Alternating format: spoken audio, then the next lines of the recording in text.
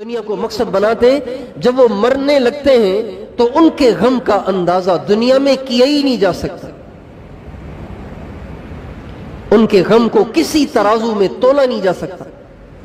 اتنا غم ہوتا ہے ان کو موت کے وقت. مگر جن کے سامنے ہر وقت آخرت رہتی ہو، اللہ رہتا ہو، اللہ کے نبی رہتے ہوں، جنت رہتی ہو، جہنم رہتی ہو، قیامت محشر کا میدان رہتا ہو، قیامت میں حساب کتاب رہتا ہو، ہر وقت جب جن کے دل دماغ میں یہ چیزیں گھوم رہی ہوں تو موت کے وقت ان کو پریشانی نہیں ہوتی.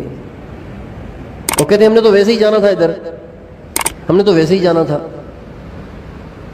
اور جنہوں نے تیاری کی ہو تو موت تو ان کے لیے خوشی کا پیغام بن جاتی ہے، موت تو ان کے لیے خوشخبری بن جاتی ہے، موت تو ان کے لیے مبارکبادی بن جاتی ہے.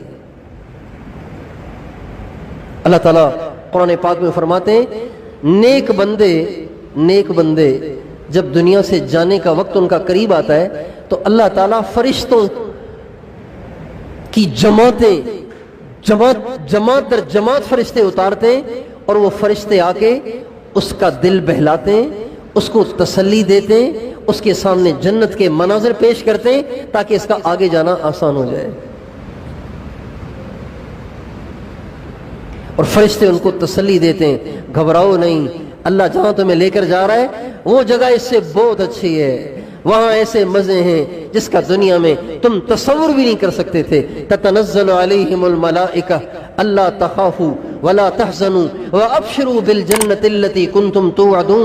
یہ موت کے وقت ہوتا ہے کہ فرشتے اترتے ہیں اور کہتے ہیں لا تخافوا، ڈر نہیں کہ آگے کیا ہوگا، کچھ نہیں ہوگا، آگے مزے ہی مزے ہیں. ولا تحزنوا، غم نہ کر کہ بیوی جدا ہو رہی ہے، بچے جدا ہو رہے ہیں، ماں باپ جدا ہو رہے ہیں، دوست یار جدا ہو رہے ہیں، رشتہ دار جدا ہو رہے ہیں. یہ سارے جدا ہو بھی گئے تو کیا ہوا، ان سب سے اچھا اللہ مل رہا ہے. لا تحزنوا، غم نہ کر، ان سب سے اچھا تمہیں اللہ ملنے والا ہے. اللہ سے ملاقات ہے، انبیاء سے ملاقات ہے، خود حضور اکرم صلی اللہ علیہ وسلم سے ملاقات ہے. کتنا مزہ آئے گا.